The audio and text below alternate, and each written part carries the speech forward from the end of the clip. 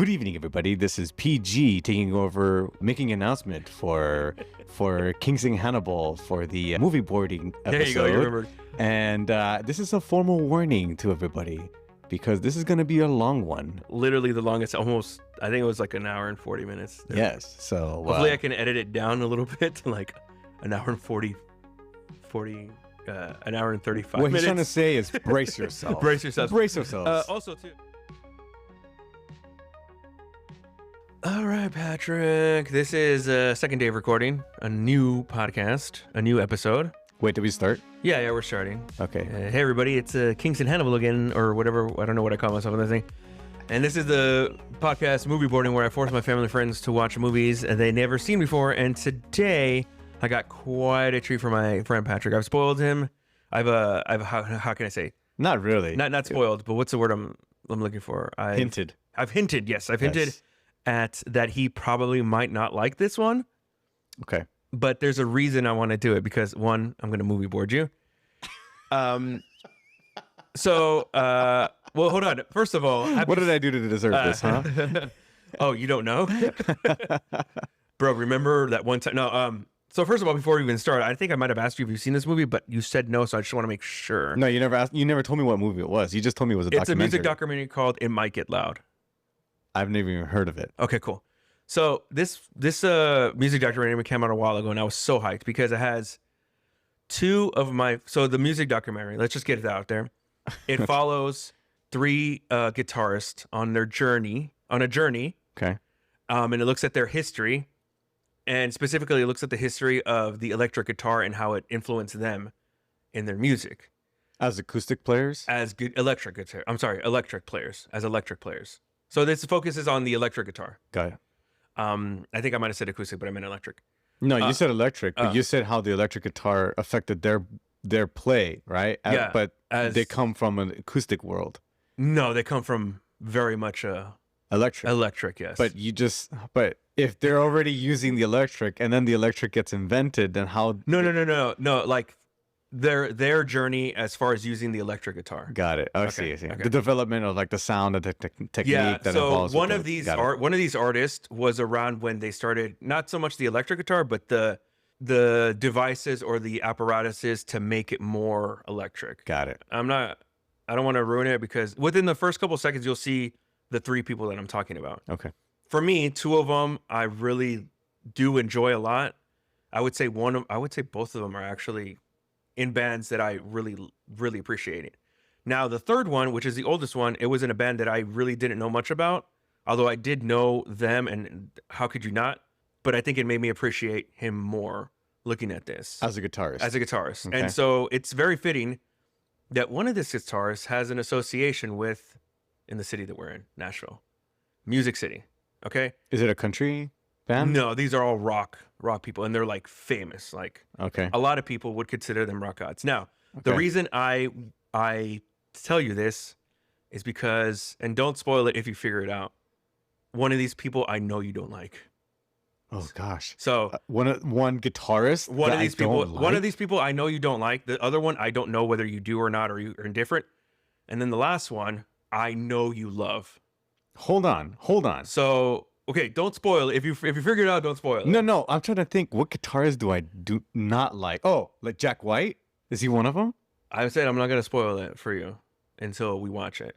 So the reason, okay, the reason I wanted to do this, one, because we're in Music City. I was gonna do this other movie called Pure Country, okay, which is a George Strait stuff.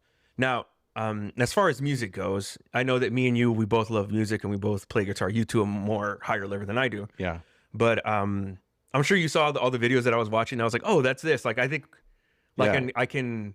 For me, I have a really huge range of knowledge of music coming from my dad. My dad was the one that got me into rock, for sure. My sister, actually, shout out to Bree, she was the one that got me into R&B and hip hop because that was really popular when we were growing up. Okay. I mean, it still is, but like it hit its peak. Yeah.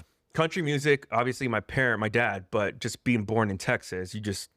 Yeah. Yes. It's inevitable, and then living here. And right.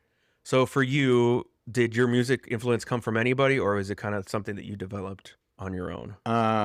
First of all, before answering that question, I have to go back to you. And this is a moment that I was like, oh, shoot, like this guy is legit. I'm talking about you. We went to your house one day and we played this board game that was specifically about music trivia, about rock. Oh, okay. And I remember specifically there was a question where we had to battle it out. Okay. And that specific card, the prompt that we received was name a Rolling Stones song. Okay. And we were supposed to go back and forth until one of us couldn't think of one within the time limit. And we went on forever. I think we went through the whole time limit. I think you get like a time limit. That's what I'm saying. Per person, right? But you have to keep going until one of us fails. Oh, okay, yeah. So it was it was Rolling Stones. The game was the Rolling Stone like movie game, like as far as the Rolling Stone the magazine. No. The game was just about like rock or like hard rock. Yeah, but I think that specific question said name a Rolling Stone song. And the game is based on they just use the title of the Rolling Stone magazine. The rock magazine that came. I literally have it right there. Yeah. Oh, do you? Okay. Yeah. All right. Yeah. And then we went back and forth naming songs, and it came to the point where it became difficult to find like some of those like really niche like songs that they have. And we went on forever. She's like a rainbow. Yeah. And I was like, oh, dude, this guy really knows his stuff. Anybody see my baby? Yeah.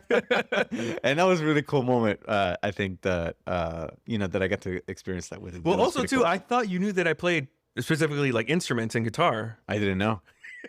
I didn't know until literally yesterday or 2 days ago when I went to your house. I haven't played them. Yeah, you saw actually, at some point I had like 10 or 15, about 10 bodies. Yes. But also like ukulele. I had a mandolin. Did you really? And I had 3 or 4 electric guitars, but I had to sell them because it was during the recession in 2008 and I lost my job. So I had to like. You have to make money back. Yeah, I had to make money. And I had another one. I had a Fender, which the Fender that I have, it's a Strat.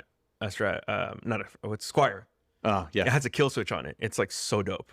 Really? Yeah. It's a fully electric. So then I had another Fender that had the plate. The only reason I got it because the plate was chrome.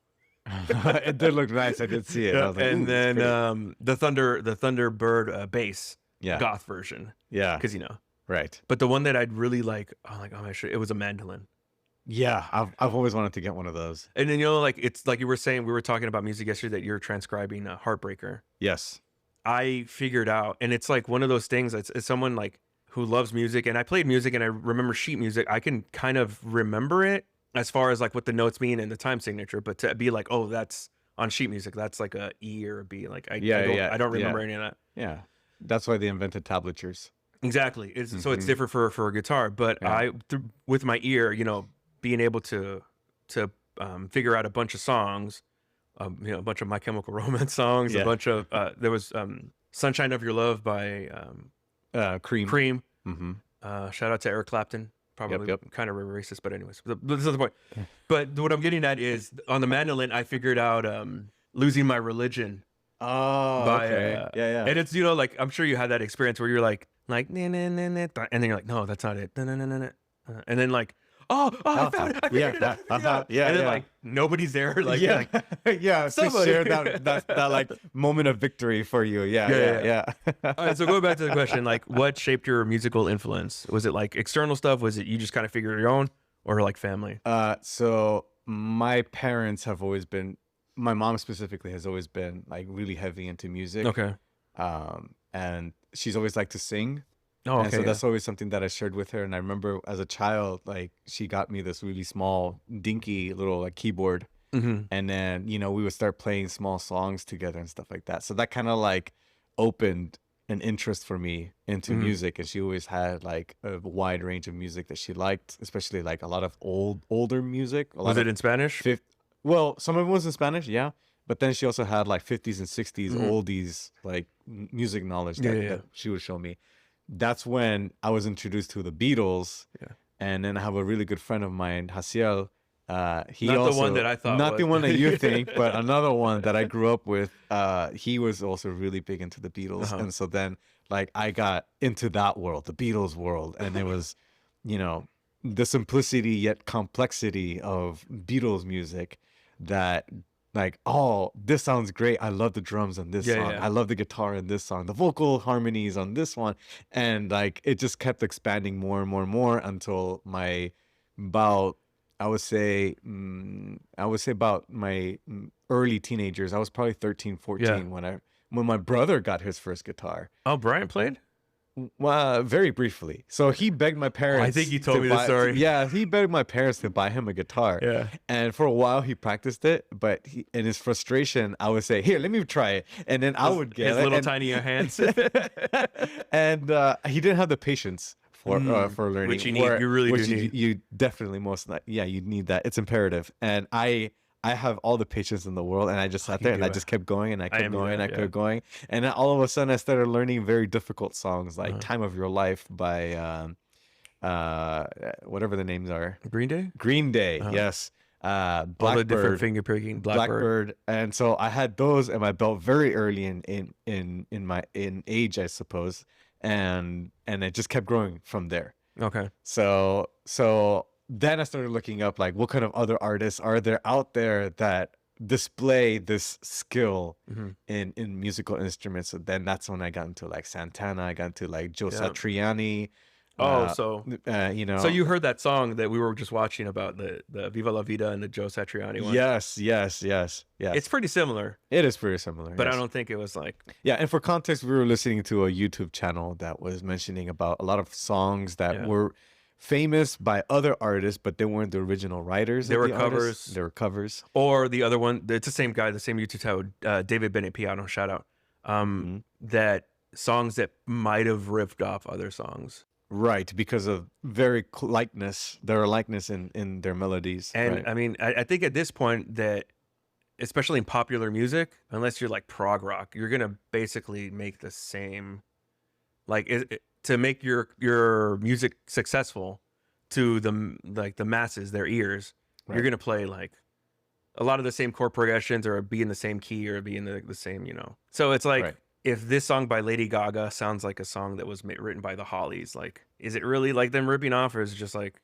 Right. And then it's been, at least 100 years in which we have documented these kinds of songs. And then at some point, you're going to run into crossovers because there's only so many notes out there and so many sequences of notes that you doing can play. Like augmented, like weird chords and stuff like that. Like, right. Like well, now they're inventing like new genres where it's just like white noise just because like what else can you do with that? Unless you're Yoko Ono, super original. That's right. Right now when you were talking about your mom, that reminded me that my mom has a really good singing voice. And so the music, I think that was what kind of moved me to start singing.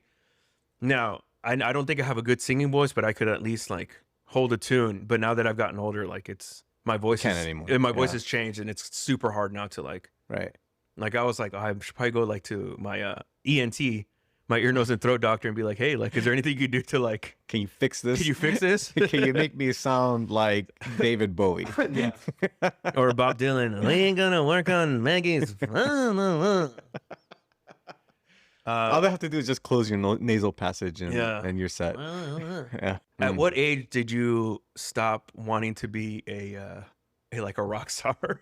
Never. To this very day, I'm like, I know it's not gonna happen, but if it does, I think I talked about it when we were in the car, when we were in Broadway. I was like, hey man, like, I mean, like country music is something that I grew up with and I still really like, but it's not my number one. Like, rock is my number one. Yeah. But if I became famous as a country music star, like, so be it. Right. And then I was like, even if it's like norteño or something. Yeah, exactly. Like, right. Yeah. Anything for the money. Right. Yeah. Still to this day, like, I know it's not going to happen, but like, yeah, like my dream as a child, it started off as like, I wanted to be an artist. And then it moved to like, I want to be a rock star.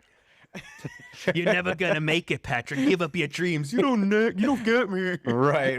Like, I'll put all the work. I'll do the work. I'll show him someday. Yeah, I'm gonna be a star, mama. And to this day, like, if I became a rock star, like, that'd be awesome.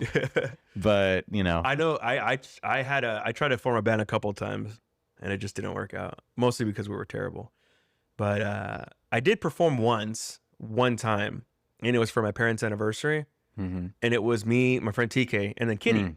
You know Kitty. Oh, really? Oh, yeah. So for my parents' anniversary, and then another person had help, but he didn't actually do anything. But Jacob, Yeah. you know, he owned the Mariscos restaurant, the seafood restaurant, and so he would close on Thanksgiving, like after 5.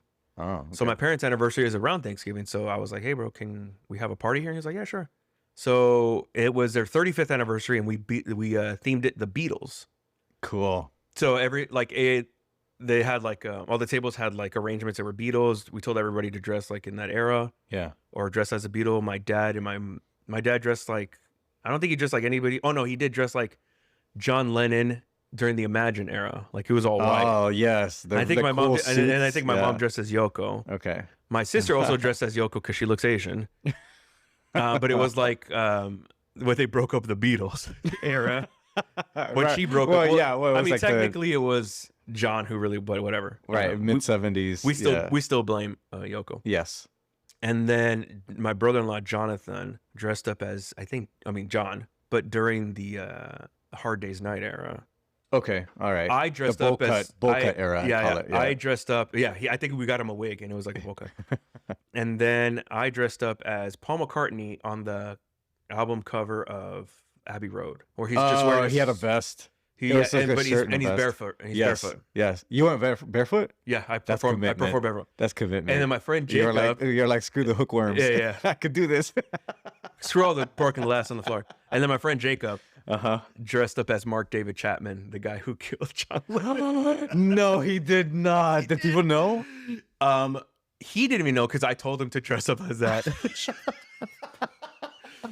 And he kind of looked like him a little bit. Yeah, that's hilarious. Oh my gosh. We got the trench coat and like the white dad shoes, the scarf. Yeah, I'll put it like on the video version. I'll put it like a picture of Mark David Chapman. Oh my goodness. Yeah, I have to do this. So and then we performed. So me and TK practiced a lot. Like, what song? We did like five or six. Which ones? Hard Day's Night. Okay. Did you okay? Now that we're on the topic, what chord did you guys use for that opening chord? That's why we were talking about it earlier. It's in like whatever augmented chord it was. I think it was 2, if I'm not mistaken. It was 1 chord, and then but not even the Beatles remembered what it was. And it wasn't until like maybe like 10 years ago or something like that where they discovered what it was. So maybe that's the one that we used because 35 was almost 10 years ago. Yeah, it was something like that. So, I remember. So that I'm saying my parents' 35th anniversary was almost 10 years ago. Yeah. Because this is going to be their 44th coming up. Okay. 45th. So I don't remember, but we practiced a lot, and then we even looked at some Beatles. I mean, a musician's channel where he teaches you the Beatles harmonies. Oh, great. Okay. So yes. And that's the one thing that I had a problem with because my thing is to follow what everybody else is doing, but in the Beatles, it's like. John is doing one thing, Paul's doing another thing, and then George is, and then Ringo's doing coloring book somewhere. right. Yes. But we practiced a lot, me and TK, and then we finally, Kitty was able to come and she helped us. So we were the Threedles because it was only 3 of us. Nice. Okay. Cool. Me and TK on guitars, and then Kitty was piano. So we did like a different version. And I think, if I'm not mistaken, this is when I had all my guitars. Yeah. So like some of them were tuned differently. So I would be like, "Oh, look at this other guitar." And you bust out every one for every song. One. Yeah. Because he was like, "That there's no." I think he might have used 2 actually. Okay, that's funny. And then I think I played bass on one of them, but it was like a goth thunder bass, so I really didn't go. Oh. But so we did Hard Day's Night. Okay. And I Love Her. Oh, that's a good one. While My Guitar Gently Weeps, but we did a different version of it. If you have the Beatles anthology. There's a George Harrison version. I know which one you're talking about. That is like a very stripped down version. We did that one. Okay. I think it's in a different key. We did. Yeah, he did a few of those. Yeah. We were gonna do Across the Universe, and I was the one that was gonna sing it. Oh. And it was gonna be not so much the Beatles version, but it was gonna be the Rufus Wainwright version, where he sings like loud. And I could sing that back in the day. But I was too nervous to do it. TK was like, "Dude, you got to do this one. You sound really good." And I was like, "Dude, I can't. Like, I can't." Yeah. We did. Oh God, what was the last one that we did? I know that we did. In the end. In the end, the love you make is equal to the love of me. But we didn't. The song we did before. I don't remember. Oh no. Oh God, if I remember the name of the song, I'll say it. But TK, TK plays guitar too. Yes. And he would play this song all the time, and it was him and Kitty, and it was really good. I don't remember. Was it late era or? It was early era. And I remember at the end, he would be like, yeah. So we did like five songs. And what it was really song ends with yeah? I'm asking right now. Yeah. No, it wasn't yeah. Oh gosh, I'm gonna look it up in a little bit. Well, Okay. I'll ask you a question. I'm gonna look it up. Okay. So but the whole point of the story was that I was really nervous, and it was funny that like TK, like I think he could sense it before we even started, because this is the first time I ever Performed. Not performed, but it was the first time I'd performed guitar live in front of other people for their entertainment, Sure. their nightmare. The first time I sang like that and in front of a big crowd. I had been in a band before, Okay. so I performed whatever. Right. But there was a bunch of people. I'm not the center focus. Right. 3 of us. So, but he kind of turns to me, and I remember this vividly. He's like, "All right, guys, remember when we play live, we tend to play fast. So like, slow it down, take a deep breath." And once he said that, I was like, oh, "Okay, dude." And I was in the zone. And I remember we finished, and I was like so full of adrenaline. Yeah. And he's like, "Dude, this is why people love performing, because it's like, it's such a high." Yes. And I was like, that doesn't even make any sense how like, but I was like, dude, I don't know what to do. That's why people rely on drugs. Just kind of seriously. like, I gotta wind down with drugs. Right. So going back to another question that I had asked you previously, I said I'm going to go first. I keep talking. My musical influences, I would say, are obviously the Beatles, and not only influenced, but my favorite artists, the Beatles, in no particular order. My Chemical Romance, you guys know that. I'm an emo kid. I went through an emo phase at like 20, but whatever. Muse, Linkin Park, and then Garth Brooks. Prince. How much I love Prince. Oh, I know. Yeah, you do know. Do you have a recording of that still? I believe I may do. I may have one where I look like more like Meatloaf. I have to. And I would do anything for love. Except that. And I think, and the other bands that I really do like, I like 30 Seconds to Mars. You can tell, like, I went through an emo phase. Yeah. And then I know you don't like them, but I really like the White Stripes. Nah, I can't do it. I can see that. But I really like those, and I can't think of anybody else. And then around the rap side, rap was another big one for me. So Tupac, Biggie, Jay-Z, like the main ones. I don't know if I cut this out of the other podcast we did with the Spice Girls episode, but me and my sister were really into Puff Daddy back in the day. We even went to a concert of his, dude. Did you? Almost, or you did? No, we went. You went. Wow. And I might cut this out. My parents bought us the tickets, and I don't know if my mom for sure didn't know like what. Yeah, what it was. My dad might have, because but we missed the meeting to go. Wow, nice. And it was like, it's like any concert, people were like rowdy, smoking weed. Yes. And I remember being 12 maybe or 11 and like thinking like, yo, we should not be here. Yeah, you're like, what am I getting myself into? Yeah, like as a kid, like this is like, not that they were doing anything adultish, but like as someone who's a witness, probably should have been there. Right. And then I remember thinking like my sister, when she was young, and she was I mean she still is, but she, being pretty, I was like, if somebody tries to do something to my sister, it's literally nothing I can do. Yeah. I'd be like, just run, run. And then other influences or musicians that I enjoyed big time growing up, because of my dad, The Doors, U2. Later on, I got into the Rolling Stones. Yeah. And then as far as the Beatles, and then going back to the Beatles, George Harrison, solo stuff is the one. George Harrison is my favorite Beatle for sure. Okay. But I think his solo stuff is the one that I enjoyed the most. Although I don't know if it's, I guess it's semantics or just subjective. Who has the best?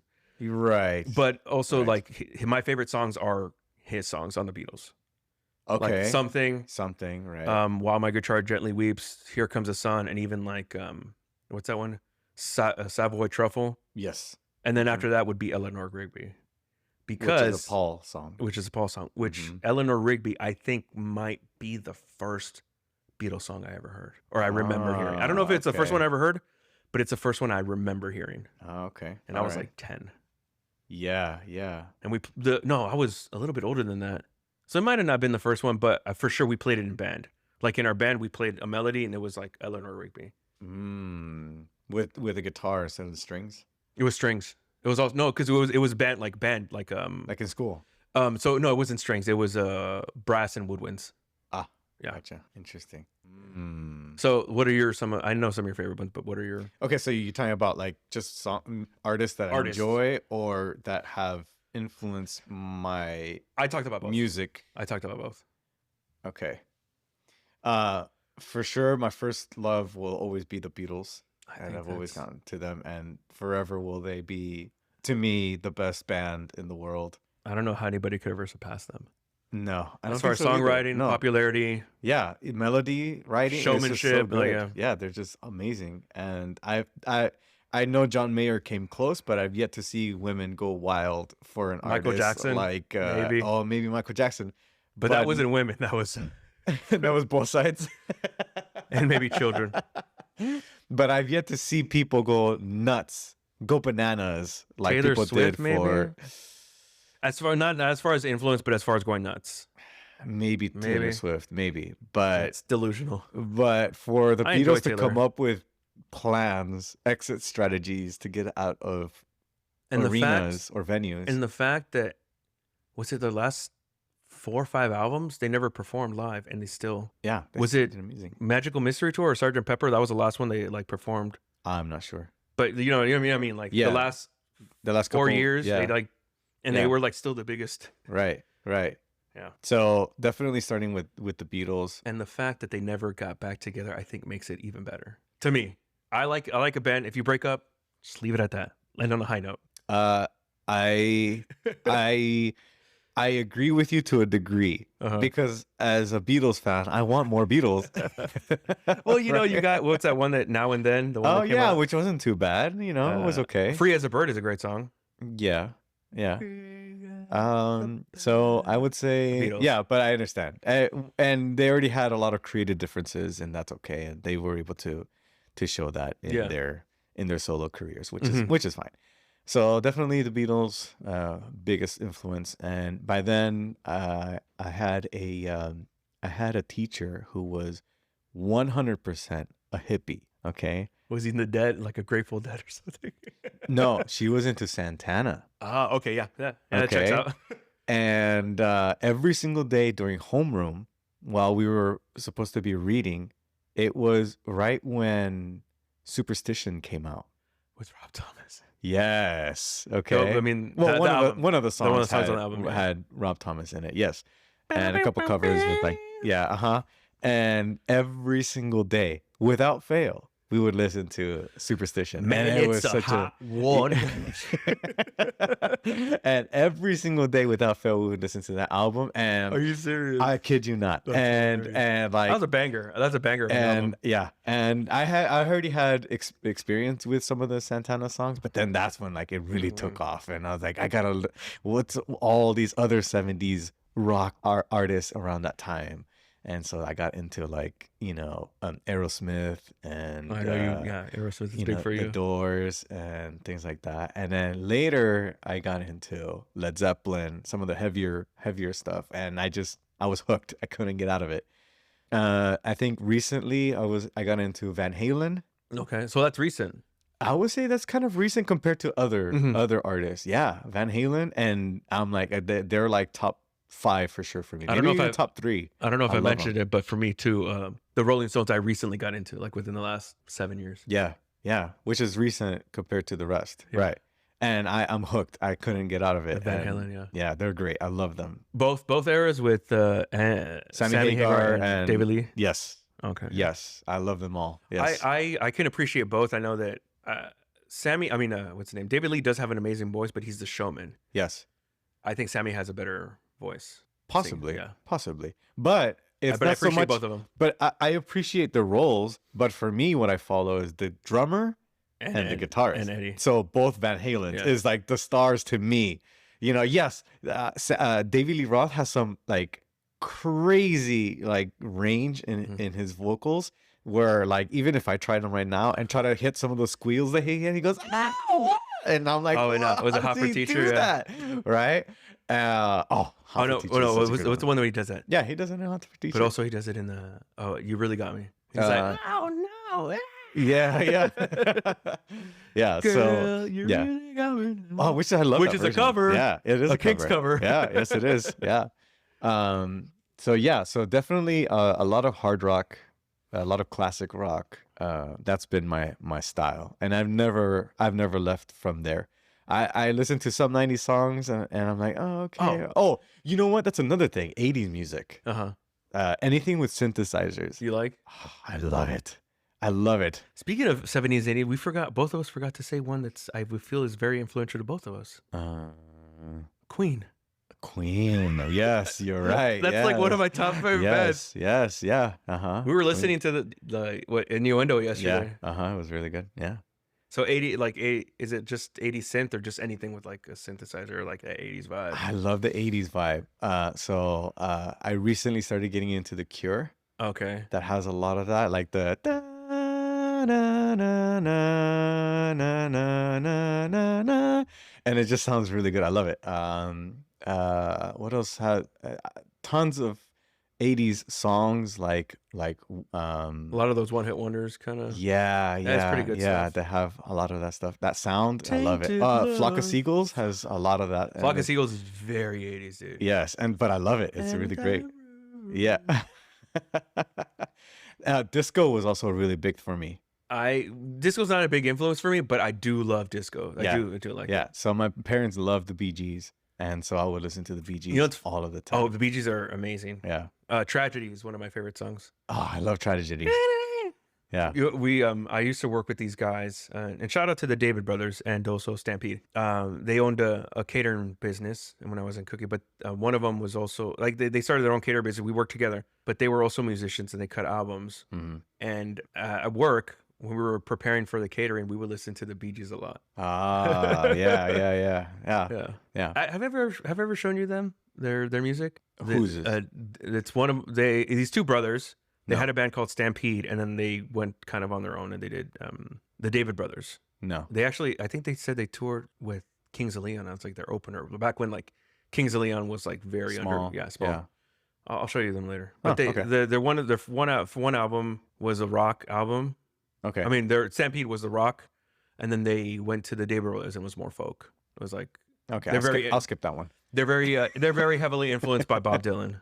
Okay, gotcha. Yeah, it's really good stuff. Anyways, so that's our musical influences. Now, what about musical movies? Do you have any that you like? Because we're gonna watch a music doc. Right. Musical movies. No. Which is funny because we've done like 3. I think this will be the 3rd one. Musical film? Yeah. For the podcast. Oh, we did. Not including me though. No. Yeah, we haven't done with you. Which, by the way, that's I now that you said about the synth, that's probably why you like the music in Runaway, the first one we did. Oh yeah. Yeah. But so good, with my dad, we did a music documentary. Charles Bradley, yes. Soul of America, and then with my brother-in-law, we did Spice World. Okay, which is the real British invasion. Well, sure. Does Help count as a movie doc? Or a Hard Day's Night? Hard Day's Night, yeah. That was actually on the list. I want to do it with somebody one day. Oh, you know what? I did see the documentary on the Beatles. Let It Be? Yes, Let It Be, yes. The one that's like 5 hours or whatever. Yes. Peter Jackson? Yes. How is it good? So good.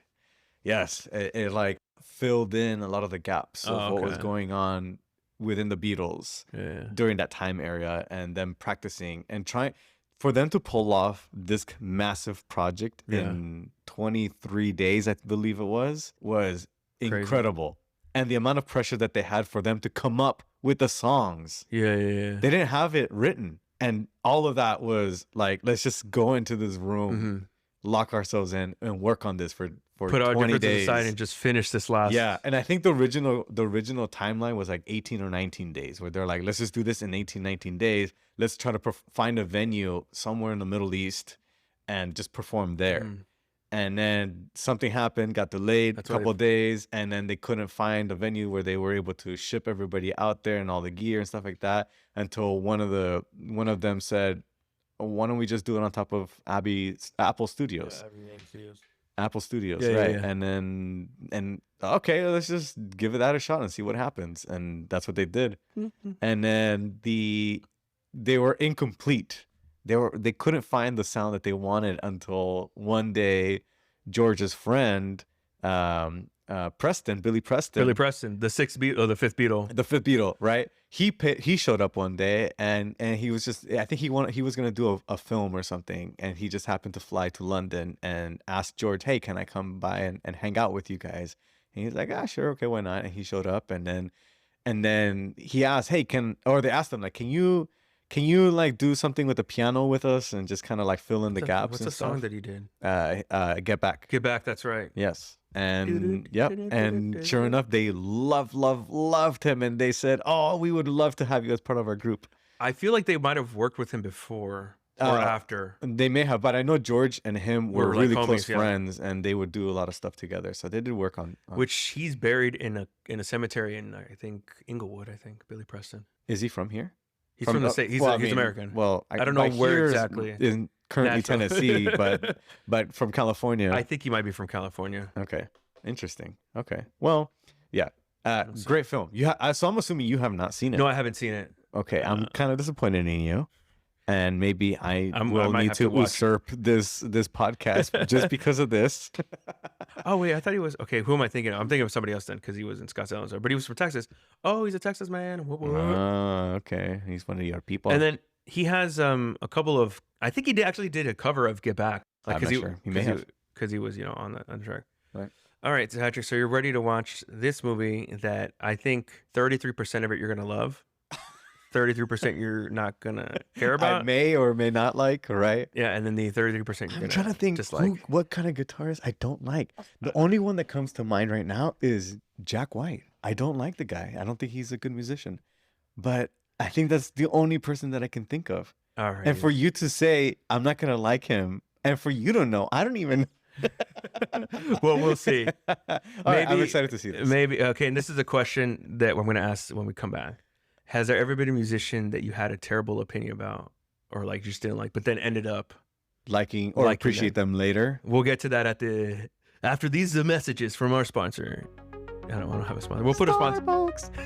Oh my, Starbucks sponsored the pod. I love coffee. Yeah, me and Patrick are big coffee people. All right, then, bro. We'll get to watch the movie. You son of a gun! You did it! You got me! It was Jack White! It was Jack White. No, I didn't want to see Jack White. Why'd you? Okay, all right, well. And the funny part was that he's the first person to appear on screen, and you didn't. Like, I was thinking in my head, I was like, oh, maybe he doesn't know what he looks like. No, I thought, well, I mean, I had seen pictures of him before. So I had like a vague idea, but I thought it was just some Amish dude that they were just recording. And I was like, it looks like Jack White, but I'm really hoping it's not Jack White. So I'm just going to pretend that this is just an Amish guy. Just some random guy. Yeah. And then sure enough, it was Jack White. You got me real good. Born John Gillis. No. Later changed his name to Jack White. You know, for a second, I thought you were going to say it was John Mayer. Oh, I know you like John Mayer. But I didn't before. Okay, so... Oh, you know what? That answers that question. That answers the question? Yes. I'm just going to... I guess I'll start off with that before I even go into the documentary. Somebody that you didn't like and then your opinion changed on them. Yes. John Mayer. 100%. Okay. And there's a story to that. Okay. I have a friend of mine that through his work got some tickets. The guy gets a lot of tickets to a lot of these kinds of shows. Yeah. And one day he had tickets to John Mayer. I had never heard of the guy. Oh, okay. I didn't care about it. And he called me one day. He said, hey, man, I got these tickets for my work. I'm going to go tonight, but my wife got sick. You want to come with me? And I said, who is it? And he said, oh, it's some guy, but you're going to love him because he's a really, really good guitarist. Okay. And he was trained by Eric Clapton. Okay. And I said, Eric Clapton, I'm in. Okay. I'm going, right? So I went to this concert, and it was 90% 12-year-olds. Yep, ladies. Okay, girls, little girls. Okay, not even women. Most of them were little girls, and like their dads or something, you know. And I showed up with my friend, and I'm like, what kind of show are you taking me to, dude? Why are there a bunch of little girls? All right. And he starts laughing. He starts laughing like he knew that I was gonna get upset about this, right? And sure enough, he starts playing, and oh my gosh, I was like, "What is this? What is this? What is he playing? Your body is wonderland." And all the little girls, oh my god, that song's about me. And I'm sitting there bored out of my mind, like, oh, what am I doing here? I gotta get out of here. I try to find an excuse to like leave and escape and just kind of like ditch him. It was that bad. Really? I couldn't do it. I could not do it. Then he started playing Gravity. Okay. Okay. And I felt Clapton like emerging from the ashes, from his veins, right? Yeah. And it was just like, I just heard the lazy guitar, you know, just flowing through his fingers. And I was like revived. I was like, I'm back. Like, what just happened? There's a miracle happening. And I'm loving this. Like, I'm hearing an actual musician playing for the first time tonight. Yeah. And it was amazing. And he was on the floor and he was, you know, shredding, and he was doing such an amazing job on the guitar that I said, wow, okay, you just sold me, man. Like, this is music. This was really, really good. And yeah. That was my story. Okay, well, there you go. There's one. The one person that I would say that I didn't like and now I do like is actually Taylor Swift. But now I think it's come full circle to kind of like where I'm like indifferent now, like almost borderline, like going back to what it was. Oh, really? Just because she's everywhere. Uh-huh. Like we were talking about this in our car rides that she's a great songwriter. And she knows, either she or she has a really good marketing team that knows what they're doing. Oh, yes. Of course. She's a showwoman.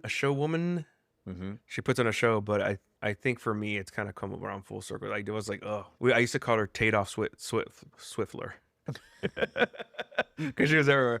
Then when she went pop is when I kind of started liking her. And then, you know, I wouldn't say like I was a Swiftie, but I was like, I appreciated like the craft. Sure. And then now it's just like, I'm neutral. She's done so much, and maybe the quality of her writing. Well, I mean, it's not even her fault that, like, it was just, especially as a football fan, and she's dating a football player, and it was just like, but that's personal life. I don't pay attention to that. Not that she's dating but it's just that, like, even on Sundays, like on my football, they were like, Taylor Swift is here, and I'm like, all right, okay, well, who cares? Exactly, right, exactly. What it was about. Right. Now I'll give you an opposite one of somebody that everybody loves. So, like, okay, before we get to that, so what is your deal with Jack White specifically? I just, I mean, I haven't yet heard a song of his where I said, this is music. Uh-huh. It just sounds like someone got bored in a basement and just started, that's what he did. Yeah, like, and he just started, like, you know, playing a riff or whatever. And then I think most of the stuff that I know was during White Stripes. Yeah. And maybe he like his solo stuff or his other stuff. I blend Meg and Jack together because of how bad her drums were. All right. And then it just affected the entirety of the song, which then reflected on him. Right. So I'm not familiar with like all of his later stuff because since then I'm like, okay, I kind of wrote him off. Yeah. Right. So yeah, I never considered him like a guitarist, like a good guitarist or a good player or musician. Obviously, you know, this thing's not going to change your opinion, but did you see him in a different light with this? Slightly. I did see when him and Edge and Jimmy Page were kind of like riffing, and then I saw like, okay, he knows technical stuff, about, you know, different like progressions and the different structures and things like that. And he comes from a very blues jazz kind of background. Yeah. So I do appreciate that. And I know that is a very complex style.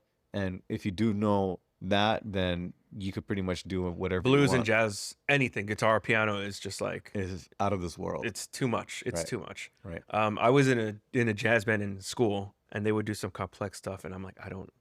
Or then it would be like, all right, so this sheet music is in 8/12, and I'm like, what? Yeah. Or the one that always got me was 8/9/8 or 8/9. Ooh. 9/8. Yeah. Okay. And I'm like, I don't. Wow. There's like a missing note. You just have to accept it. Yeah, basically. Because the top one is so it would be 8 and 9.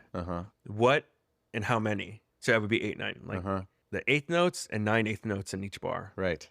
Yeah.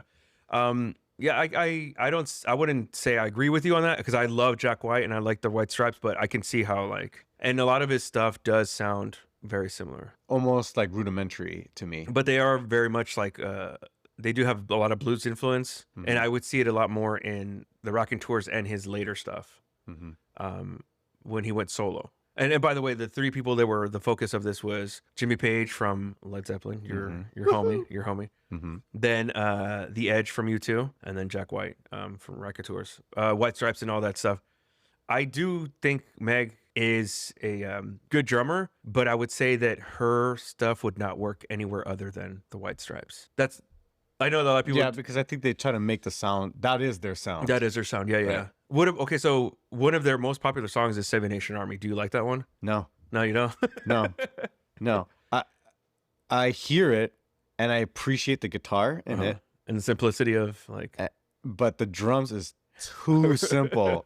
Like I watch her do it, and that's like as much as she can do. It's just like she hits a snare, she hits a snare, she hits a snare, and then that's it. It's too much. She hits a hi-hat every once in a while. I think there's probably like 2 or 3 strikes in the whole song, and it's no. So as far as Jimmy Page, what were some things that you found out about him in this? Even though I've seen this a couple of times, I found out some new things about him that I didn't know. I didn't know that his background was more of like session playing, and it's more like you're the invisible guy that does stuff for people, and people rely on you to make them sound a certain way, but then no one knows who you are because you're not a frontman, you're not a part of the group. Yeah. And that was something interesting that I didn't know. Well, in the film, he used a specific phrase. It was a muzak, M-U-Z-A-K, which is basically like you're interpreting somebody else's work, and you're just like, yes, they already have basically everything done, and then you're just like, well, you add something to it, but it's not really like yours. So right, you're like a filler kind of guy, right? They come in, they have already the sheet music ready to go, they have the whole groups ready to play, and then you come in and they say, I need you to just add sprinkles of touches to fill in the gaps. And then you're like, okay, you do it, and then they might just cut some of the stuff out of there. Right. Because it's not always gonna work, especially when you're trying to do it on the fly. Yeah. I mean, any musician that's jammed with another person knows that when you're just riffing together, it doesn't always flow, but then eventually you'll find that moment, that little spark, and you're like, ooh, that sounded really good. I'm glad that you weren't completely turned off by it because of I still kept an open mind about it. Yeah. Oh yeah. Okay, so you don't you feel a certain way about Jack White, and they are the White Stripes and Jack Whites are very, very popular. They're a lot of people consider them to be really good musician. Jack White specifically. Right. So the way you feel, I think, about Jack White. I disagree with that, but okay. Yeah, that's fine. It's fine. You're wrong, but but I feel that same way about Oasis. Ooh, yeah. Well, yeah. Okay, and it's they have good songs. I'm not going to deny that, and they're pretty good at what they do. But I think they're so high on themselves for doing very little, and for doing one. I only know one. Well, they have Oasis, Wonderwall. I like Champagne Supernova and Don't Look Back in Anger, but those, they had other albums, but they're just I don't know, cartoon characters to me. Specifically the brothers, the vocalist? Both of the brothers, because they're always feuding, you know what I mean? And every time they're like, oh, we're gonna do another reunion tour, and then they last 3 gigs before they're punching each other on stage. Right, as any sibling would, right? And the other person I do feel about that is not to that same degree, but John Mayer. But I think we talked about this at as much, and I think it was mostly because of his fans and stuff like that, and then also the lyrics in his song are very I don't know, just generic. Sure. But seeing him play guitar, I'm like, oh, okay, this guy's a legit guitar player. Yes. Whether or not his music, his actual music, and how he I don't know. like the composition and the composition, the melody. It's like kind of generic, but he's a good guitar player. Yeah. That doesn't write good songs. Basically. Right. And you know, like it's even the lyrics, to me, the lyrics are very important. But I think I could overlook that. Like someone like Muse, if you read their lyrics, they're pretty generic. Maybe. They're not like, but I have to give Muse and John Mayer the benefit in that they have good sounds. John Mayer has a Muse really good sound. is like everything else is amazing. Like even the drummer is amazing. The drummer, the bassist, and you know, Matt Bellamy plays guitar and piano to a high level, and he's an amazing singer too. Has a great voice. Yes. So I think I can overlook that a little bit. And I remember they opened for My Chemical Romance during the Black Parade tour, which is wild to me. That Muse opened for MCR. Yeah. I was like, it shouldn't be the other way. But anyways, I don't probably think not at that time. Though. They weren't as famous here. They were probably more famous in the UK. Sure. But it was actually in San Antonio. And being that they were both my favorite artists, we were singing like to the Muse songs. Me and some other people that were there that I just didn't know. We just started singing. And I remember some guy was with his daughter, an older man at that point, who's probably my age now, but he's probably as old as I am now. This is probably like what, 20 years ago? Black Parade came out in 2000. That was like mid 2000, 2010, mid 2000s. Okay, so 15 years ago, yeah. And he was like, "Dude, I can't hear what they're saying," and I'm like, and me, the other guy turned to them and like, "Their lyrics aren't that great, man. Don't worry about it. Just listen to their music." There was one thing about Jimmy Page that I forgot what it was, that I was like, oh dang, like I didn't know that about him. No, I knew that he was a session player. I can't remember. But it's cool to see how did Jimmy said like his whole thing changed when he was able to find like basically distortion and like pedals, and like it changed. And that's, I think Led Zeppelin, specifically Jimmy Page, is known for having amazing like distortion in his guitars. Right. He said that he wanted the sound to sound dirty. Yeah. And raw. Like, what do you say? Like offensive or something like that. Yeah, that's the word he used. He said offensive. Yes. Yeah. And then you see how it influenced for sure the Edge and Jack White. Well, everybody. Yeah. Everybody since then wanted to play his style. You listen to Aerosmith and it's like Joe Perry. Joe Perry is basically Jimmy Page with like a slightly cleaner or like a slightly smaller sound. Heavy metal music is, you know. Yeah. And it was cool to see when he started playing. What song was it? Jimmy Page started, because so basically they're in a room together. They're like telling their story of how they became guitarists and how they formed the bands, and you know. But then I think that was a very small aspect of the film where they were trying to explain like I thought that was pretty interesting. But they're basically in a studio or in a warehouse, a soundstage. That's what it was, a soundstage, and they all have all their guitars, all their equipment, and they're playing each other's songs and stuff like that. But Jimmy Page plays "Whole Lot of Love." That's what it was. Whole Lot of Love, yeah. And you could tell the moment, like the Edge and Jack White were like, "Oh my gosh!" They didn't say anything, but their eyes like lit up. yeah. Like if they're listening to like a live concert, and they're just like super excited to hear this. Like both of them just started grinning from ear to ear like little kids. Yeah. And I was like, that would be 100% me if I was there. Like, with Mr. Page. What were some other things that you... Sir Page to you, sir. Oh, Sir James Patrick Page. James Patrick Page, that's right. What were some other highlights of this? Oh, look, highlights of the movie. Jimmy Page playing "A Whole Lot of Love." You know, other thing too, and I always found this super hilarious, which Jimmy Page does say in the movie, in the documentary, that the Edge is known for being a technical, not technical as in, but like technology, or like a tech wizard, like with his rig.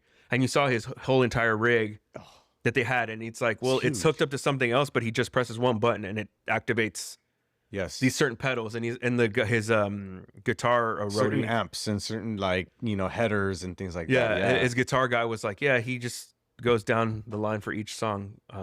But when he was playing the riff for Elevation, like if you do it without the distortion, the reverb, and the, you know, Edge is known for echo. It's just literally like bam. Yeah. He's like, this is all I'm playing. I'm just playing these two chords, and like it sounds very flat. Yeah. Bring, bring. Yeah, and then and the actual song is like wow. Yeah. I thought that was cool. What were some other highlights for you? Definitely seeing Edge's gear, like his pedal board. That pedal board is insane. Was amazing. I had a really sweet pedal board once, Uh-huh.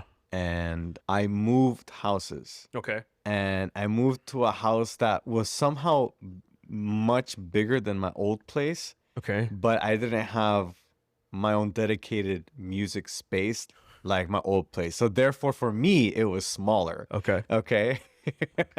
Where before I used to have all my music stuff in the garage, and now Gotcha. my garage is taken over by my dad's tools. Therefore, I don't have room anymore. So I boxed up all of my music gear into a Okay. box, and we shipped it all over. And I just didn't have the room to play a lot. So there was a brief period of time where I just didn't get to play at all. It was like a 2-year period. Like 2 years later, I find my box of pedals and power supplies and switches and all that stuff. I had like this really fancy talk box. Okay. Oh, you had a talk I box. had a talk box. Peter Frampton up in this building. And Do you feel like we do? Gonna feel Yeah. like we, or Bon Jovi too. yeah,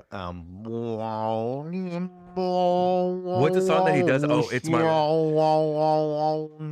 The one that Bon Jovi does it on, Richie Zambora is oh, It's My Life, right? No, I don't think he starts with the I'm top like this because there's allergies, bro. Oh, okay. I'm not crying because of how much I love the. So what killed me Yeah. was the location of where I found this box. Of really, like, this is like a collection of like all the pedals that I collected over the years. Mhm. It was outside the house where the rain had gotten to it. In the one time it rained in Southern California. And the one time that it rained in the 2 years that I didn't find my stuff. And I was like, where's my stuff? I can't find my stuff. And I would look in the attic and like, where did it go? I know I boxed it and we brought it. And it turns out that it was hidden behind like a lot of like construction materials underneath all the piles of wood.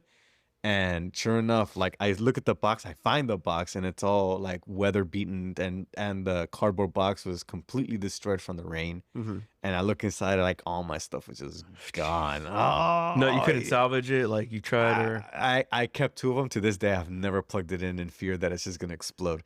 But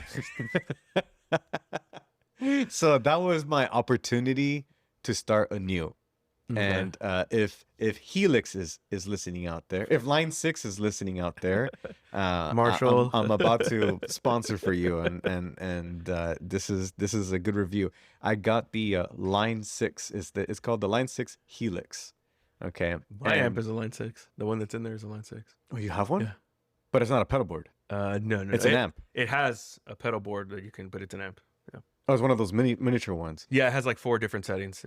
Okay, well, I have the floor one, which has like I think it was 8 or 10 or 12 switches. Yeah, switches. the one that I have, the pedal board, you can only use it with that. Okay, got it. Okay, well, the really cool thing is that you could install modules into them to simulate whatever pedal you want. Whatever. Oh, really? So gone are the days where you buy individual pedals. You can just download them? You just download them, import them. You set your sequence in the device, and then all the switches you say, okay, like I want this profile to sound like Led Zeppelin. I want this profile to sound like Van Halen. Yeah. I want this sound to sound like George Harrison or whatever. And you switch to your profiles, and then within your profiles, they're granular. All your switches then becomes like, oh, do you want to add like an EQ, which you obviously start? Do you want to add some sort of reverb? Do you want to add some sort of like flange or whatever effects that you can think of?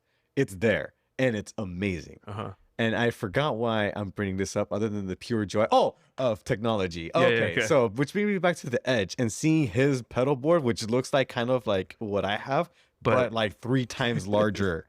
Where he had probably like 30 or 40 foot switches on it. It was huge. And each one has its own assignment in which he would then trigger certain headers and gear that he wants for specific sounds. And it was, that to me was like, wow, this guy like put in some major cash into that thing, because that thing was beautiful. I mean, he said the first guitar that he bought was that Explorer. Yeah. Which was what, $700 in the 80s, which that's kind of cheap for a guitar now. For like a Gibson Explorer. For like how do you say it? Like a somewhat like a low mid-tier kind of guitar, or like a high quality Epiphone, not a Gibson, but an Epiphone. An Epiphone, then yes, it would. Or be like a good, high quality, what's the other, Squire. Mm-hmm. That's not a Fender. You know, I really did find interesting, and I noticed it a little bit more here. That obviously, especially artists like that make music, like, and they do it for a living, and everybody had their own experience that drove them to make their music. So Jack White, now, first of all, he keeps referring to Meg, and I think this was before like The Secret came out, as his sister, big sister, but it's technically was his ex-wife at that point. Right. At that point in time. I don't know why anyone would do that. So the reason they said that is he wanted to distract from the fact that they were, like, as if they knew that they were married, but they were divorced, and people would ask more questions. But he was like, if I just tell them that we're related, then nobody's really going to bother. Like, they wanted to focus on the music. I guess, I don't know. So I take everything he says with a grain of salt. Like, I know he's from Detroit, but you know, he said he grew up in a poor neighborhood and they struggled, and you know, stuff like that. So he that was like the only white family left behind in Mexican Town, which I know that's actually a place because I've asked people that live in Detroit. I'm like, is there a place called Mexican Town? I'm like, is that culture? Is that fine? Is that okay? Like, yeah. And well, to us it would be. And okay. they're like, yeah, you're Mexican. I'm like, oh, that's right. Why am I asking you? Yeah. I'm like, yeah, it's fine. Mexican Town, they should call it like Pueblo Mexico or something like that. Anyways, point being that like that influenced him in his music making. And then Jimmy's was it didn't really seem like he struggled a lot, but it was more of like his creative aspect of him just being a session musician. And then he said he quit music and he went to art school and stuff like that. And so I think that drove him to want to, like, at some point he was just like, no, I got to be in a band. And I think that's when he joined the Yardbirds. And then eventually that led to Led Zeppelin. Right. And then The Edge has, I think, one of the most interesting one, and I don't want to like compare, but like one of the worst ones that he was grew up in Ireland, you know, when they were having the conflict between Northern Ireland and Ireland and the Protestants and the Catholics. It's a subject I have, you know, I don't know that much about, but I'm sure, and you were talking about that your parents kind of lived through the same thing of it in El Salvador. That seeing that, I'm sure, like, influenced your music like a lot and like drove you to like be like, I want to get out of this situation. And a lot of the songs then were always inspired by what they read in the news, right? So, or things that they probably saw, or that they saw themselves, or like experienced themselves, that whole album War, you know, Sunday Bloody Sunday, right, which I would say is probably one of my favorite songs. But my favorite U2 song is Where the Streets Have No Name. Okay, yeah, that's a good one. Then after that, I would say One. And actually, this is probably like their weirdest phase, but they had a phase where they were doing like 90s techno rock kind of thing. You know, like in the 90s had a resurgence of like, or like kind of where it started, like the techno. They had an album called Discotheque. And there's a song on there that I actually do really like a lot. It's called Discotheque. That's funny. But it's not. I've heard that one. It's not a good. It's not a good album. I think that was right before Acton Baby. And then I would say for the White Stripes, Seven Nation Army for me is the one. The one, yeah. Dead Leaves in the Dirty Ground, and then Ball in a Biscuit. For anybody who knows that. Then Led Zeppelin, I know for sure. Immigrant Song, Kashmir, and When the Levee Breaks. Dude, okay, so that part where he was saying where they recorded that song, and then John Bonham was like hitting with the drums, and then he said, like, you know, with the tall columns and, you know, basically an atrium within the house, and everybody after that wanted to replicate that sound. Right. Yeah. Isn't that crazy? And I know, again, with the Beatles, and I would say that yes, other bands were influenced by U2, maybe not so much the White Stripes, but for sure Led Zeppelin. Like, to think like, have you heard of the band Greta Van Fleet? No. They sing Highway. But just all these other bands that came after you that you influence. Yeah. And then you hear their music and you're like, oh, that's me, like, that's us. That's a Heartbreaker, or that's like In My Time of Dying, or you know, whatever. Right. That's so crazy. Yeah. And we were listening also in that YouTube video of like covers that were replicated. Yeah. They were replicating a song. They were covering songs. Yeah. Like potentially could have ripped off months after they were released, and already they had a more popular version of your song. And although, like, we won't get into it here, but they have been accused of, like, others have been like stealing. I think everybody has. Even the Beatles have been. But I think them more they have the most. Not saying that it's true, but they have had like the most people. And there were some that were kind of like, oh, okay, that might make sense. Because there was one, I forget what song it was, but it sounded very much similar to another song that somebody had made before, and you're like, okay, whatever. But that band toured with them, so they were like, oh, you've had to have heard the song, yeah. Right. But a lot of these things, a lot of these court filings or like suits are in London or in England, where they are 100% like one of the top bands of Britain of all time. And so I'm sure the judges and the lawyers, they're like, oh, we grew up with this, we're not gonna, like, why would we get rid of this, or whatever their system is, they're just like, yeah, no, it's not the same. Yeah. I can see that. Yes. So okay, if this movie had to be made now, considering that this It Might Get Loud had somebody from the 70s, this was made in the 2010s, right? Okay. Or the aughts, had somebody from the 70s, somebody from the 80s/90s, and then somebody from the 90s/2000s. If that translated to now 2015, so it would be somebody from the 90s, the 90s, the 10s, and now. No, the 90s, the O's, and the 10s. And the 10s, or somebody from now. That was another thing we were saying that they said in the movie, that Jack White and The Edge, they were like, I've seen the death of the guitar in music. I feel that.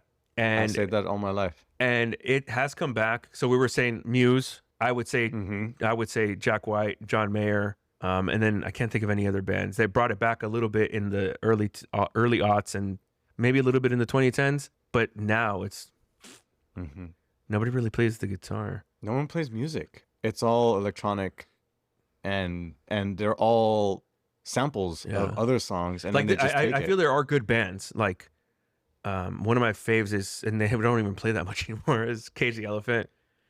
21 Pilots, and there's other people that don't play guitar, but like Kendrick Lamar, I do like Kendrick Lamar and stuff like that, and even country music now. But a band that's like their whole sound revolves around the guitar, like those three bands. Yes, doesn't exist really. No, because so hopefully it makes a resurgence, or maybe we just don't hear. I pray that, but thinking of the audience and seeing how nowadays it's more about air quote vibes and air quote like the show we were watching the show we were watching on Netflix.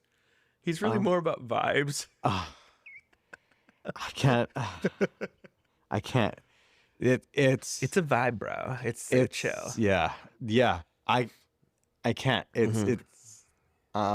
It's no longer about the skill. We've become those people, haven't we?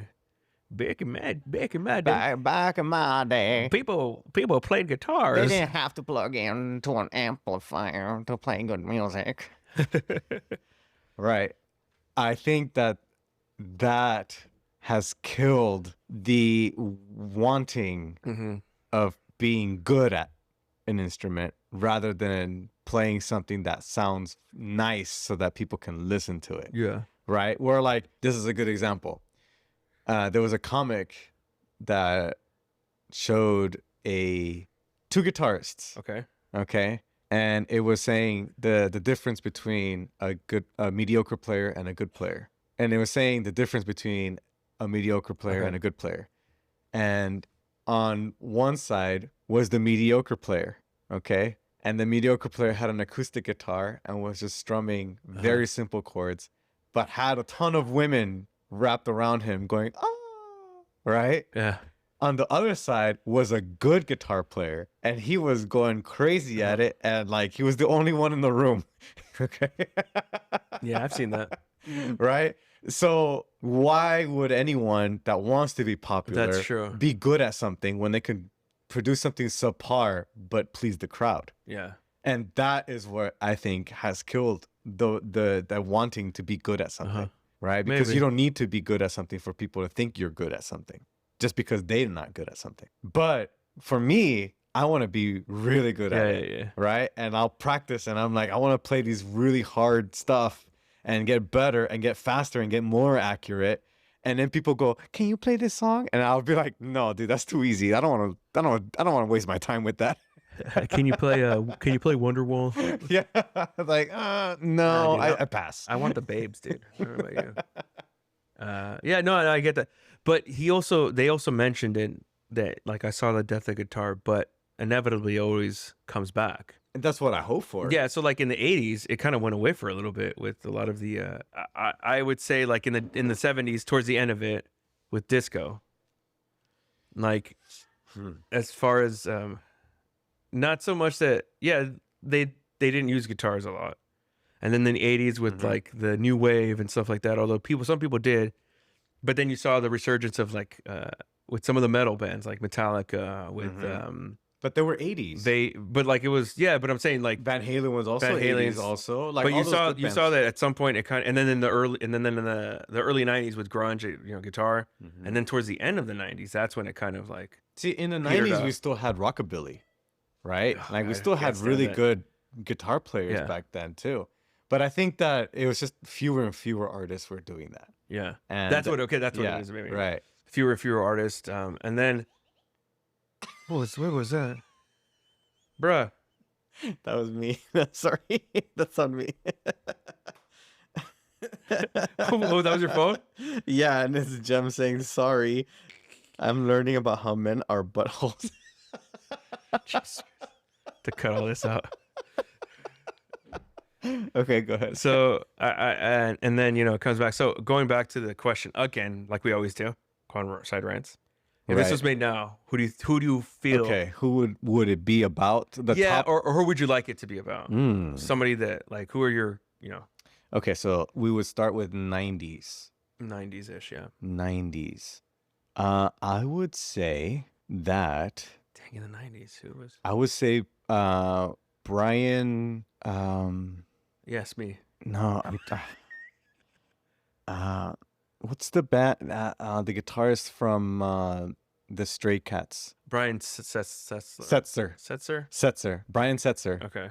Ryan Setzer? No, Brian Setzer. Yeah, Brian Setzer. Setzer. Yeah, Brian Setzer. Brian Setzer would. So do you like that rockabilly stuff? I do like the rockabilly stuff because he's a pretty good guitarist. It's still good. It's still really good, and it's the revival of swing era, and I love swing. Yeah. So okay, so 90s for me. If we're gonna go 90s, Tom Morello from Tom Morello, Rage Against the Machine. Now he is also another one that a lot of people don't think he's that great of a guitarist. Yeah. A lot of his stuff is just like the Edges. It's technical, like tech. You just tech based. Yeah, mostly just like. But I think he serviced distortion, and then But I think that's honestly, it's more than anything. That's the only person I could think in the 90s. So okay, like let's say 2000s, 2010s. What about The Cure? That's 280s, right? That's 280s. He was a good. Well, I mean, did John Mayer start in then? No, John Mayer started 2000s. Yeah, I think he's the only person that comes up in my mind that's 90s. Yeah. 90 and really good at the guitar. Jeez, guitarist. Let's see. That's probably gonna come up. Joe Satriani. Oh, Joe Satriani would be it then. Or you know who else? The guy that does Tender Surrender. Surrender. No, has no vocals. It's an instrumentalist. It's kind of like Santana. A lot of his stuff.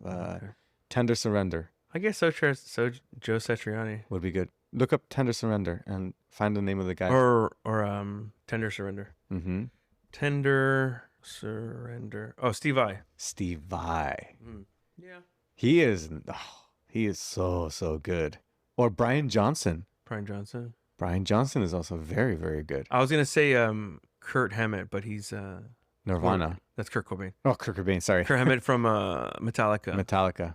They were popular in the 90s. Yes, they were. I would put him. I would put him. And if we're gonna be something like rock, like Jimmy Page was, I think he's probably the best bet. But he was 80s though. He started most of the stuff was in the 80s. But he did, But I guess they had some albums in the 90s, sure. Yeah, they had like Unforgiven, and then sure. Give Me Fuel, Give Me Fire, Give Me That. Yeah. Bro. They even had an album in the 2000s.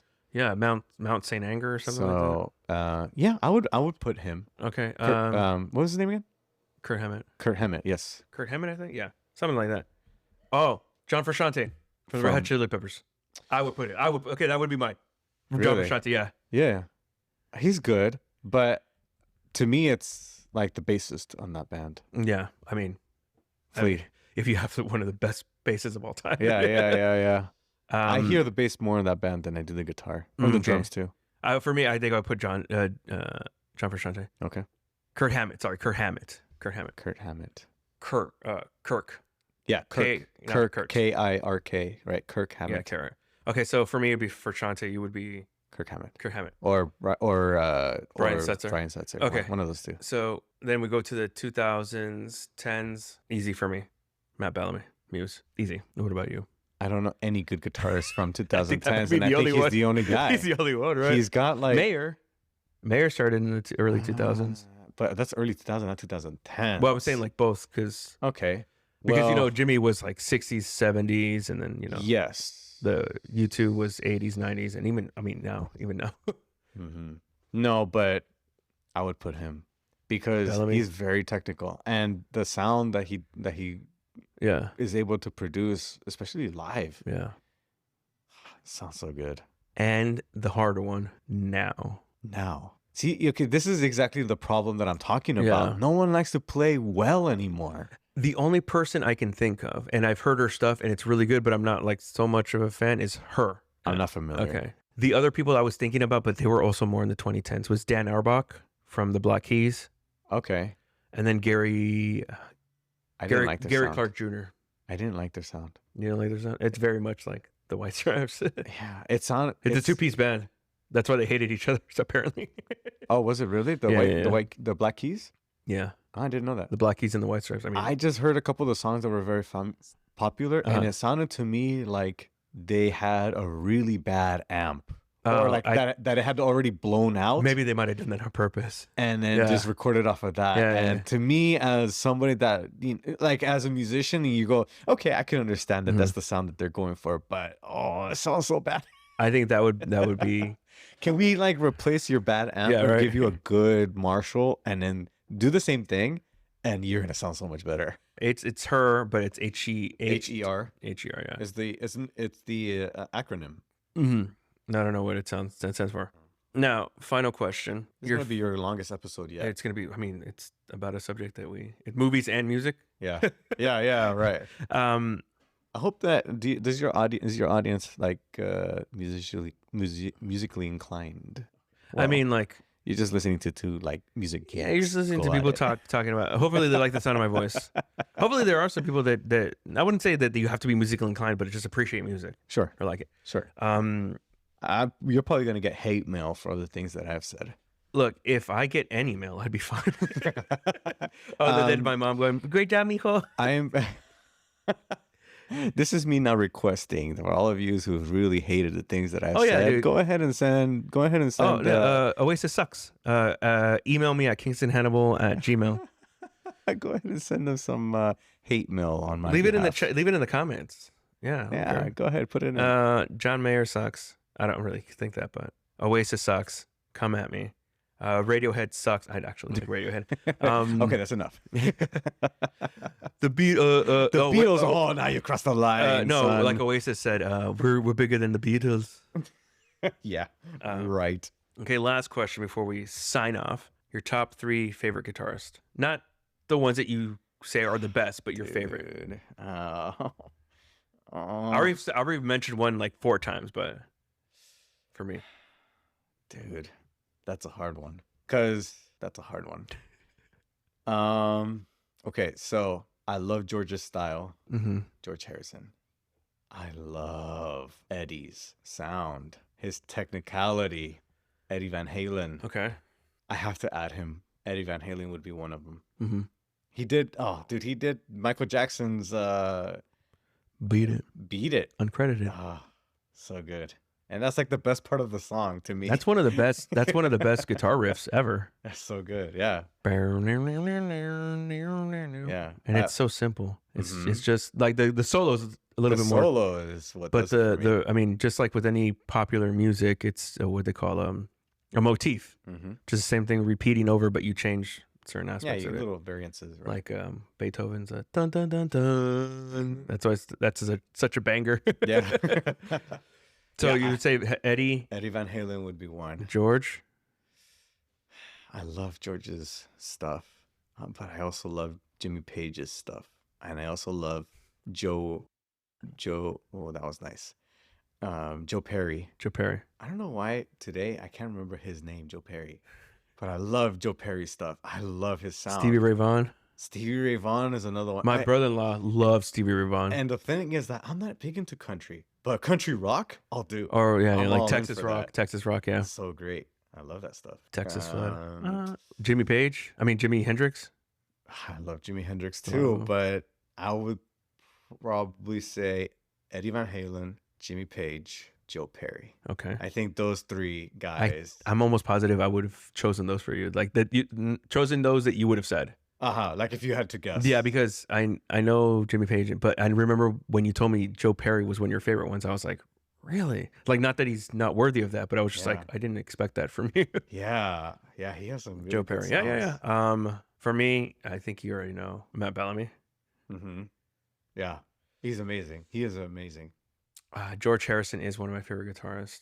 Yeah, he's really good too. Okay, so I'm gonna give you the two that I for sure. But see, the only reason I didn't put George Harrison on there was just because there's more complex than him. Yeah. Even though I love his He's sound. technically great. But I think those guys are like, gods of the strings. Yeah. And also too, he kind of was in a time where there wasn't like distortion or like they were experimenting. They were you could kind of hear it in She's So Heavy, like that one, and a Helter Skelter. Yes. Those were the ones that were barely starting off with that distortion. Okay, so I'll give you two, and then I'll think of the third one. Matt Bellamy and Prince. Okay. Prince is just amazing. He is amazing. Then after that, I don't know. I was gonna say Ray Toro from MCR, but he's not. No, like come on. I would only be saying that because it's my favorite band. No, nobody from Linkin Park. 30 Seconds to Mars. The Doors. No. Was it Ray Manzarek?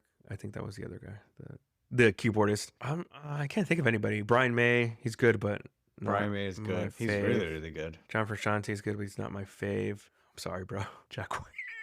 Oh, dude, you son of a gun, dude. Okay, okay, I'll do this. 3A and 3B. Sure. Jack White, George Harrison. Okay, George Harrison, Jack White. I'll put Jack White at 3B. Thank you.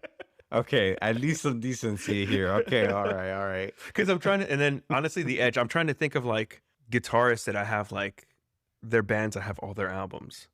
Those would be the ones, yeah. Prince, I don't have every single one of them, but I have like most of them because he was bouncing between Prince, between the family, between like the artist, Revolution, the artist, formerly known as then Prince, the artist, right? Whatever. But U2, I have all their albums. The Beatles, I have all their albums. White Stripes, I have all the albums, and Muse, I have all their albums. Also Linkin Park, but they're not really known for like their guitar stuff. No. Oh, even though their music is good, but even though the music is good and it has great guitars, but it's not known for like, oh, look at this killer solo. It's just like, or if it's a solo, it's like just power chords. Sure. Which is fine. Yeah. So yeah. And I feel the disappointment in your eyes. Not at all. I don't think so. Because I agree, Prince is amazing. No, with Jack White. Band. So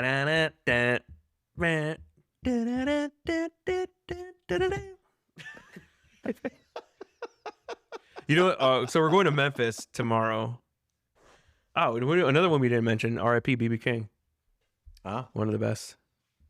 Chuck Berry. Although he was also a perf, but whatever. But we're separating personal life. We're separating. Skill we said guitar, right? We couldn't listen to Michael Jackson if we. Although the one person I do not anymore, and I used to like him a lot, was R. Kelly. Oh, really? My mind's telling me no, but my body. It's funny. Like we're thinking of nothing that he did was funny. No, I don't remember where I was, and somebody was like, "Oh, that girl. She's this age." And I'm like, "Yeah, but I'm like a lot older than this person is." They were like, "Oh, you should like." Like, I'm a lot older. And then I was like, well, age is nothing but a number. And they were like, oh, that's right. And I was like, yeah, but the person who wrote that, though, that was R. Kelly. Probably shouldn't be quoting him on that.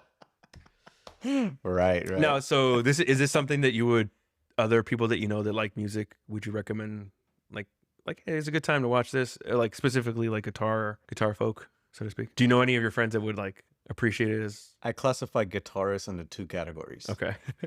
Acoustic.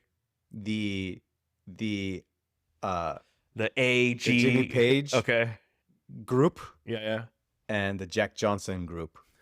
The A minor, E minor, G and C. One plays the guitar to get good. Okay. One plays the guitar to get chicks. To get the ladies. And I remind you again, the one that plays guitar for the women are not good guitarists. That would be me. They play 3 chords, they play 4 chords, and we're just gonna stick with this. Yeah. For the whole song. A minor, E minor, C and D, baby, or G. You throw in a D minor every once in a while to feel like, oh, I'm sad. D minor. I can't. That's too boring. Way too boring. I can't do that. You should hear some of the songs I wrote. They were But see, terrible. that's the thing is that most guitar players I know fall into that category. Right? You don't think they wouldn't appreciate this? I think if I showed it to my dad, he would appreciate it because he likes all those people. I mean, anyone that likes those 3 bands, yeah, would probably appreciate them. Or some bands adjacent, like sure, yeah, sure. But I think that it takes a specific kind of person to appreciate what they really accomplished. Yeah. Not just, oh, I like the band. Yeah, the technical aspect. You have to, like if you want to appreciate a violinist, you have to have played and listened to a lot of violin to be like, this or just play music good because like when we saw that at holy crap on a cracker. Yeah, that fiddlist was on Broadway. Amazing. So what was it 2 days ago? We were on Broadway. We went to Friends in Low Places, the Garth Brooks' new bar, and this lady played Charlie Daniels, The Devil Went Down to Georgia, and she did her own. She did her own. She started playing Sweet Child of Mine and something else, like in the middle of like the battle, quote unquote. Yes, she played something else. It was like during her portion of the battle, right? And then she started riffing, and she started going into this. She asked the drummer. She said, "This is too slow now. I need you to speed this up." And like the drummer went, "Okay," and he like sped up the tempo of the song, and she just went off. She took off, and she had like these little micro sections of other songs that were popular. Like, and then she started playing microtones. It's like, dude. Yeah, it was amazing. She learned how to play in California, so you're welcome, lady, whoever you are. Yeah, I guess so. Well, I mean, how many years were you in California? 16. No, 18. Oh, that's a good amount of time. Okay. Yeah. All right. So you're one of us then. Oh, I 100% consider myself Californian. Texan. No. Texan. Californian. You always say, I'm from Texas, baby. No, but I am. Like I always say, I was born in Texas. How did I say it? I'm from California via Texas. Yeah. Okay. But I consider myself much more Californian than a Texan. I got you. Okay. In and out all day, every day. Whataburger sucks. I said it. Mexican food, 100%. Well, because you can't get Mexican food in Texas. It's Tex-Mex, which I guess has its merits. But it's like, why would I have an imitation? It's like, why would I have tofu when I can have meat? Yeah. Yes. Kind of. I mean, it has its merits, like its place, but sure. Every time I go back and I eat Tex-Mex, I'm like, I mean, I can just I can just have like a real carne asada. Although breakfast tacos, pretty bomb. Okay, I'll have to try that. But, and topic for another podcast. All right, so this has been our Music City episode. So thank you so much, Patrick, for doing this. It's getting late, and we're gonna go to Memphis tomorrow. Beale Street, listen to some jazz or some it's gonna be amazing. Blues. Maybe go to the Stax Museum. Go eat some Elvis peanut butter bacon. Oh yeah, some jelly sandwich and have a heart attack on the toilet. Right. Can't wait for that. All right, so remember, as always, Pat, what do we tell our audience at the end of the show? Well, we tell them to go to our YouTube channel and. I wasn't expecting. I was expecting you to say whatever. I was like, I want to see what he says. Hello. And remember to spay and neuter your cats and dogs. Help control the pet population. That's what Price is right. And remember, guys, zip it in and zip out. And zippity doo dah. Zippity doo dah. You can find this one on. We're gonna put it on YouTube for sure.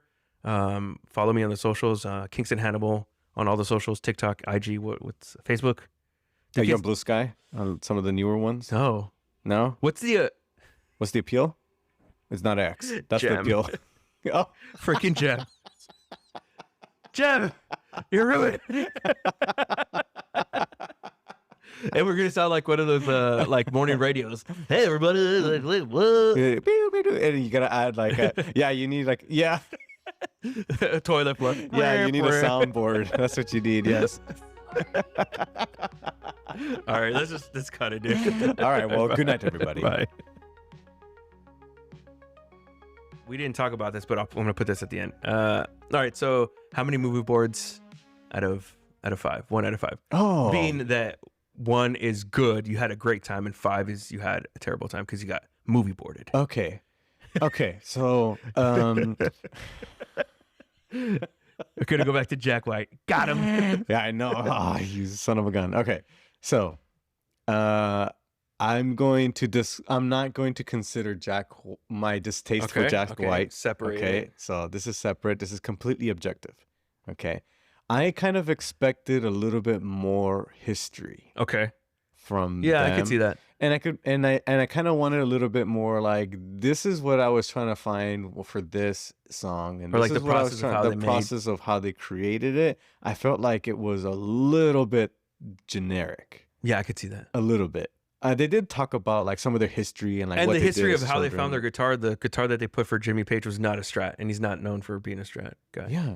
No, he's they said always like been how a he Les found Paul. his Strat, and then the one he was playing wasn't a Strat. It was like an imitation Strat. Yeah, it was the something else. the body was a Strat, but the was it the head, the tuning head, Yeah. instead of being 6 in a row, it was 3 and 3. Yeah. So I don't know what it was. That's probably just a generic like guitar that looked like a Strat. Possibly. Anyways. But I've always known him as always writing a Les Paul. Les Paul, yeah, with the and the double the neck, gold one, and then the double neck, which is SG. Yeah. And for me, because my favorite song is Kashmir, the Rickenbacker, the black one, that he has, which is the same one that I think George Harrison had. Sometimes, yeah. Sometimes. Okay. And Paul, Anyways. and sorry, John. Mm-hmm. Yeah. So how many movie boards? Okay, so Jack White considering all of that on board, but then also it was still pretty entertaining. So I'm gonna give it a solid 3. a 3 movie board. So 3 or 2. okay. Yeah. Run it like middle Like of the it road. was pretty good, but I kind of was expecting I could for see a that. documentary. Yeah, I kind of expected a little bit. You know, I was watching it and I was just like, oh, like I really do think like when I'm watching it and the other person's watching it for the first time, like I hope they like it, unless I know that they're not gonna like it. And then I was like, when is it gonna start like talking? And I was like, oh no, they don't talk about like the process of like the creative process. they of did for a little bit for like or the search for that some song. of them, but not like No, too not deep. really Or like, much. oh, this is our famous song and this is how we Yeah, that's kind of what I was developed it. looking And for. so they would, but it would be like for like what, a minute, 2 minutes, and Yeah, then that's it. Yeah. So I think that's the only part where I kind of felt like it felt a little bit short, but it was still a good watch, and it's still like kind of cool to see a little bit of the history. For 100 and then 100% they did this on purpose. What did they play at the end, the very end of the that's a documentary about electric guitars? I don't remember. They played acoustic guitars. Oh, they did. They played The Weight by the band. They did. And there's that famous So funny. skit from Animaniacs where they're like at a festival and then Slappy the Squirrel and her nephew are like, you know, they're in the park, you know, and they're in their tree, you know, because they're squirrels, obviously. Right. And then like a music festival pops up and he's like, who the heck is that? The band. Uh-huh. Yeah, I know the band. What band is that? The band. Yes, I know the band on stage. Who is it? The band. It was the band named the band. The band. And then they did that. Well, the primary one was the Who. Right. Was right, who? Right. Who? Who's right. that? Who? Who? The band on stage. Who? The band that's playing right now. Yeah. Who? Yeah. Do you see the band? No, I don't see the band. Yeah. The band on stage. No, the band's not on stage. Yeah. And then I think the other one they kept going and eventually got to like, yes. Oh. Do you see the band on stage? Yes. You see the band? No, it's yes. That's funny. All right. Anyways, all right. Now this is the actual outro. Bye. Goodbye.